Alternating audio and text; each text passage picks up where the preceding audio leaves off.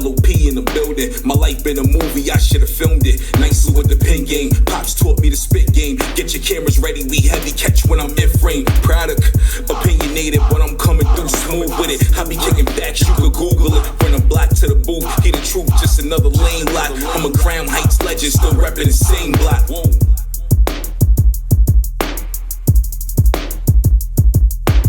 You are now listening to the Life of Produk podcast. Yeah, what up, man? It's the boy Produk. You are now locked into the Life of Produk podcast. This is episode 25. I really hope y'all checked out episode 24. 24 was really dope. 24 was a little emotional if you listen to it because it was dedicated to the late great DMX. And I actually had a lot of my listeners hit me up and they thanked me for doing that episode, man. Rest in peace to the dog, man. And if you listen to the episode, you'll remember when I said losing DMX was like losing one of your favorite uncles, man. So anything that people such as myself can do to have a platform to honor that man, to honor his legacy, God bless him, God bless his family, his kids, and his closest friends, all of his friends. And we rocking out, man. Today's episode 25. I want to talk to y'all about greatness. Greatness is something I take very seriously. Very seriously, and because a lot of us don't know we're great. A lot of us sleep on our greatness. Sometimes it takes years, it takes failure to unlock your greatness. Imagine you're like a character in a fucking video game and you have to put a cheat code in, or you have to get to a certain level to unlock that achievement. Think of your greatness as an achievement that you have to unlock. You might not see it. People around, sometimes greatness is so crazy, people around you will see it before you actually see it in yourself.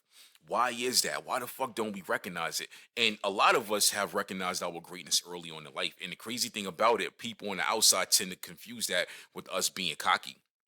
It's not us being cocky. It's just we know we're fucking great and we know what we're capable of in life and we know where we're headed and what we want to do and what we're going to do. But here's a few things about greatness, right?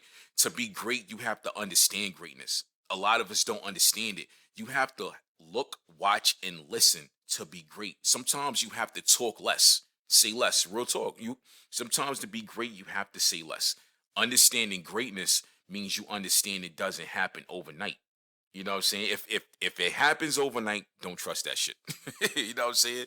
I've seen people become great overnight and it was God blessing them, but sometimes you can't trust it overnight.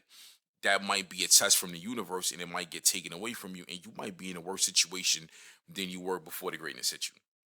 But you have to look, watch, and listen. You know what I'm saying? And let me give y'all a personal testimony of myself. For me to get to the next level of where I'm pretty much at now and the levels before that, I had to do a lot of research. You know what I mean? From pursuing music, from producing, writing, rapping, to starting my own company a few years ago. I LLC my company. I had to look, watch, and listen. I had to do a lot of research. For me, I'm a visual type of person. I read a lot, but I'm a visual type of person. I like to go on like YouTube, for instance, and I like to watch a lot of how-to videos. I I remember I released a book in 2018. So I put out a mixtape. On Coast to Coast with DJ Piombo, who's a Coast to Coast DJ from Italy. Shouts out to Coast to Coast and shouts out to DJ Piombo. Dropped a mixtape a few years ago called Bruce Wayne Part 2.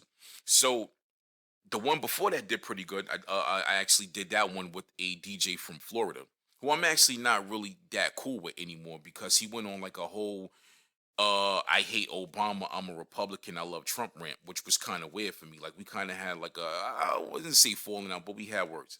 You know, it didn't go too good. You know what I'm saying? Oh man, that's a whole other story. But so Bruce Wayne Part 2 did pretty good. I put it on that piff. I actually shot 2 videos for it. I shot the I Got It video, which was produced by my homeboy Chris Cage from Queens. Shouts out to Chris Cage. Dope fucking producer. I shot the Rocket Ship video, which was actually filmed by my cousin. We did that in Cali, and we did that at 3 different locations. We was like in downtown LA, Long Beach. We went to like the Palmdale, Lancaster area. We was in the desert. Shouts out to my homegirl Tiffany Denise. Tiffany Denise is like a little sister to me. She literally hopped on a plane with me and flew to LA, and because she's featured on the song. cleared the schedule, flew to LA with me, and knocked the fucking video out. We was tired as shit like the first 24 hours, you know what I'm saying? Because we was up from like 2, 3 in the morning, trooped to JFK, caught a 5.5 hour flight. You know what I mean? It was lit, man. I love Tiffany like a little sister, and Tiffany is one of the people who recognized my greatness. You know what I'm saying? So I did the Bruce Wayne Part 2 mixtape, knocked that out. I decided to write a book from that mixtape. And the book is on Amazon. I'm self-published. It's titled BWP2 The Art and Creation. What made me decide to write the book was because a lot of the songs on Bruce Wayne Part 2 had a backstory to it. There was a lot of backstory and meaning to those songs. I believe there was 19, 20, 21 tracks or some shit on it. I can't remember. I was banging out records, B. Dope shit about it. I produced about half of that mixtape. You know what I'm saying? Yo, y'all be sleeping on the kid as a producer. Y'all be sleeping on me. The funny shit is I'll play a song for a person. They'll be like, damn, yo, you spitting. That beat is hard too. Who did it? I did it. Oh, the beat is you could have added this. Why y'all be fronting on me like that? What the fuck? I don't get it. But I am a self-published author on Amazon. Now remember what I said. Sometimes you have to look, watch, and listen. Writing the book was easy. I write very fast. And my writing comes from a deep place, and I've been writing for years. You know, shouts out to my moms who got me into that. Rest in peace, Ma, I love you. My mom's really got me into writing in general. My pops used to write songs and shit, but my mother got me into writing in general. She got me into freehand writing and creative writing. She used to do that. My mother was very big on that. So writing is nothing. The hard part for me was putting the book together. I was used to putting together mixtapes, albums, tracks, and things like that. This was kind of like a new lane for me, but I've always been a reader. So I couldn't figure out, like, why is this, you know what I mean? Bong, bong, bong. I remember, I got, shouts out to Tiffany again. She made the cover for me. She made the front cover and the back cover. I got the front cover, got the back cover. I remember when it was time to finish and upload everything, I was having like upload issues. So what I was doing, I would order like sample copies of it. And the cover wasn't right. Like the cover was right, but the back cover was on the inside. So I remember reading something on the Amazon/Kindle site that I had to adjust it, and I had to pretty much, I'm gonna give y'all some free game. You know what I'm saying? And y'all need to thank me for this, because I know a lot of y'all be listening to the shit I be saying, and y'all be applying it to life. And this is what I do. This is what I'm doing this for.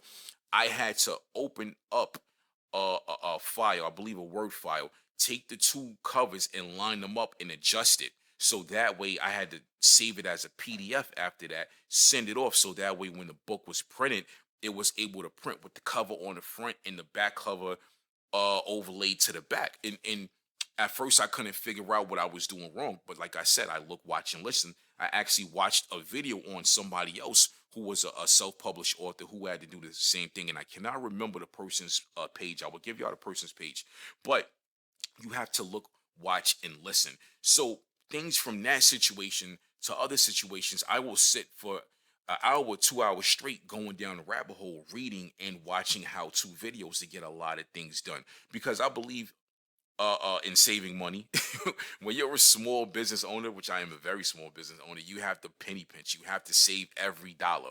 And a lot of y'all understand me, because you have to penny pinch not only for your business, you have to penny pinch for life. You have bills to pay. You have rent to pay. You have insurance. You have car note. You got to buy food for yourself. You have to take care of your children. So penny pinching is it's one of the key components in surviving as a small business owner and trying to do that. And you guys know exactly what I'm talking about. So watching how-to videos has saved me from spending a lot of money unnecessarily on things and services and being able to do it myself. But there's a lot of things that unlocking your greatness, man. Like, don't be in a rush to be great. You have to find your path, and you have to walk at that path. You ever hit a track and just as soon as you got on the track, you just started running fast? A lap, maybe a lap and a half, 2 laps. If you're good, you're tired. You have no more wind in your body. You have to pace yourself. You think Jeff Bezos just jumped out and just started sprinting on the track? No, Jeff Bezos is 57 years old. He was, I believe, 30 when he started Amazon, and Amazon started in his garage, if you do the research of it. And I could be wrong, but I believe it was a bookstore when he launched it. Then a year later, he launched it as a test site. Look where Amazon is at now. Amazon is worth $191 billion. It's a $1 billion company, not a 1, 2, 3 billion. It's $191 billion company. This is how much Amazon is worth. And people like me will pump money into it because I pretty much furnished a lot of our business off Amazon. Shouts out to Amazon, man. Everything from microphones to microphone cords to backdrops. I bought all my backdrops. I bought my backdrop steamer off Amazon. The dope shit about Amazon, a lot is it's more convenient as a Prime member to order your stuff off Amazon, get it the next day or the day after. Well, with the whole pandemic, some stuff they slowed up with the whole next day stuff, but I'm still not tripping off that. It's a little more convenient to do that than go to a store, they not have it, go to multiple stores. I needed some microphone cords for an old condenser mic about a year ago. Went to Guitar Center. No, I went to Sam Ash. It was crazy bread. I went right on Amazon while in the store, got it for like $7, $8. I got two, and I was like, you know what? I ordered it right before I walked out the store, and then I got it the next day. So your greatness can come in forms of helping people. Yes, yeah, we're paying for that stuff, but a lot of this stuff on Amazon is helping us. When the pandemic first hit, it was an essential, a service. A lot of stuff was sold out. Yeah, but you know what? We still got our shit, and it helped us out. So people like Jeff Bezos, I'm pretty sure, and I'm willing to bet money that man was told no and laughed at many, many times. I'm pretty sure, because most of the people that succeed in life on high levels have been told 10, 20 times before one person said yes. They've been told 10, 20 times before they said, you know what, I'm not asking nobody for shit anymore. I'm going to do it on my own. And that's when your greatness will start kicking in. Yeah, it's the boy Produk. This is the Life of Produk podcast. We got to pay some bills real quick. Shouts out to Inga. We're going to take a break and come right back.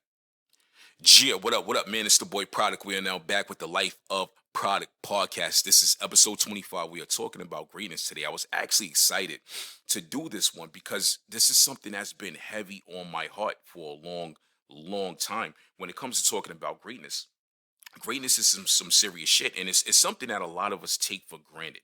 We don't really we overlook it. It'll be within us and we'll overlook it on so many levels. So many levels we'll overlook it. And there's been times I've overlooked it. I've overlooked my greatness. Even when it came to dating, like I feel like a lot of us, such as myself, have lowered our standards and dated lower when we were too great to be in that situation. We were too great to be with that person. This is not me thinking I'm better than anybody, because that is, I was not raised like that. But you ever looked back at your life and be like, you know what?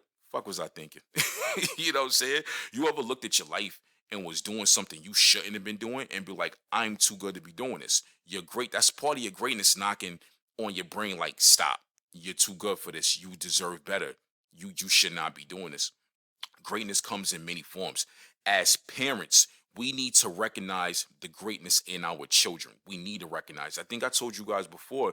My oldest son and my youngest son, they're into music. You know what I mean. My oldest son, they're in sport. They love sports too. My oldest son was a wrestler for a while.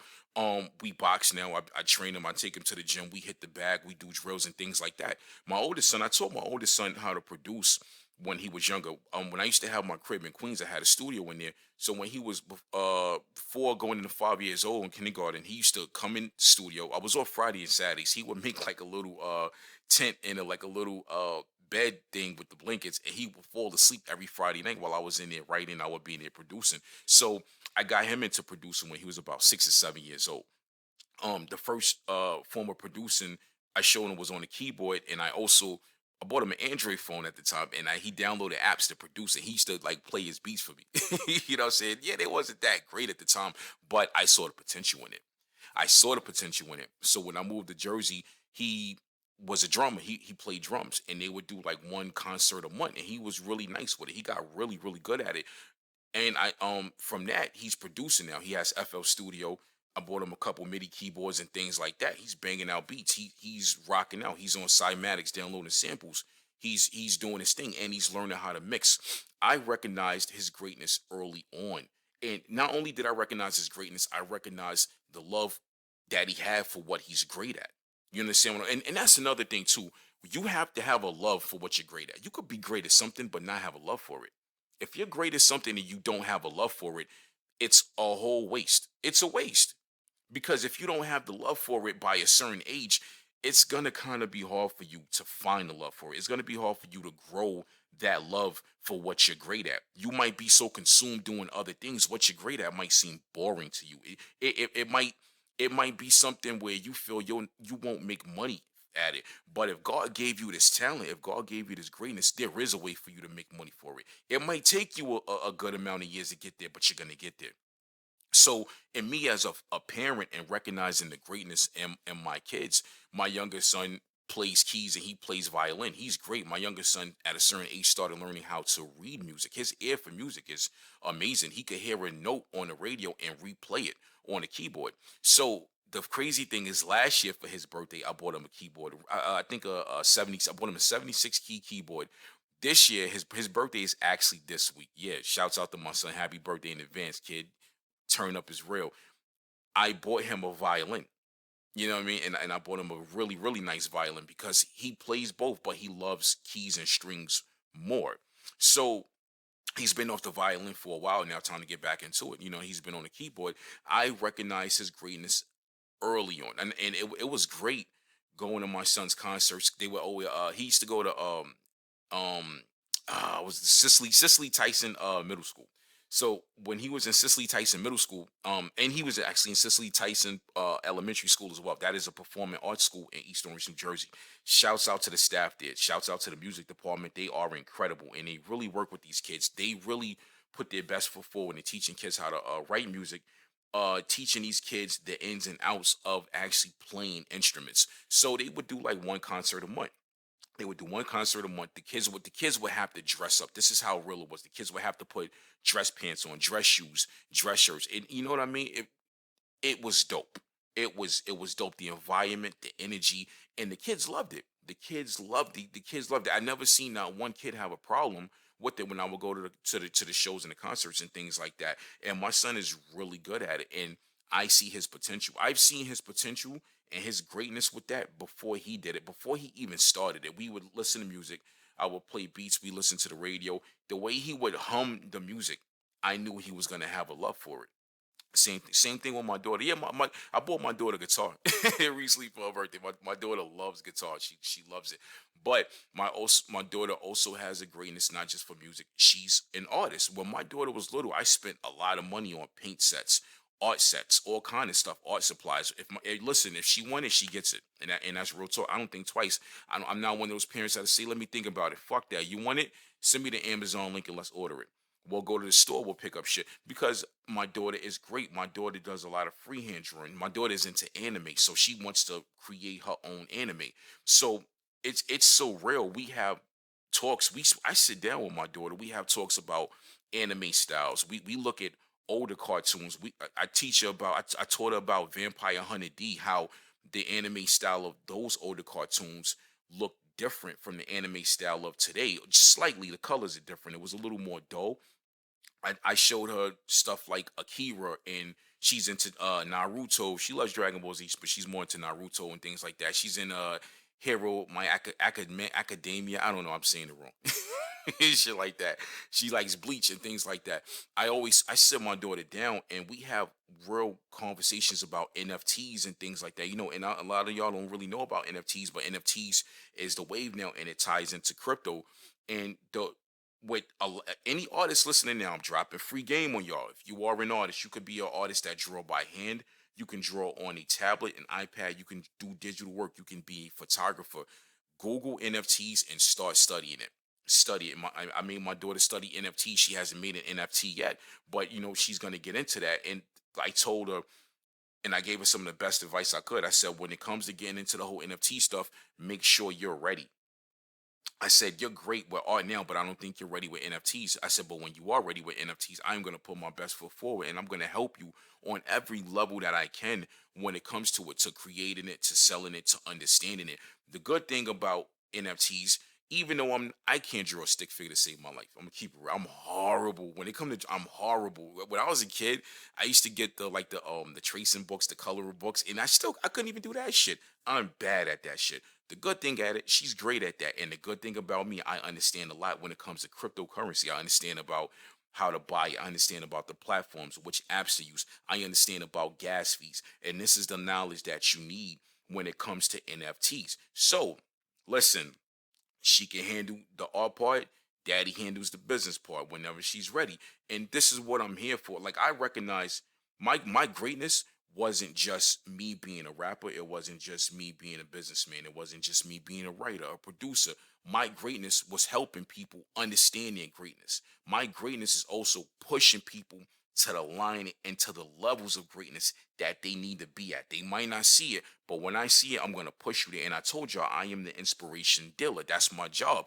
And I recognized here on quite a few years ago that I'm that median between people and their greatness. You know what I'm saying? Because sometimes we won't see that. You know what I mean? I tell people all the time, business is a talent, helping people is a talent. And I recognize it took me years to see that. I figured it out a few years ago, but it took me years to see it. And honestly, this is the honest to God truth. Once I saw that in myself, my whole perspective on life changed. I look at life totally different now, and that is the honest to God truth. Because before, yeah, I was looking at it one way, but when I started seeing that, I started looking at it a whole different way. Yeah, it's the boy Product. This was episode 25 of the Life of Product podcast. Greatness. I'm out, baby. Yeah.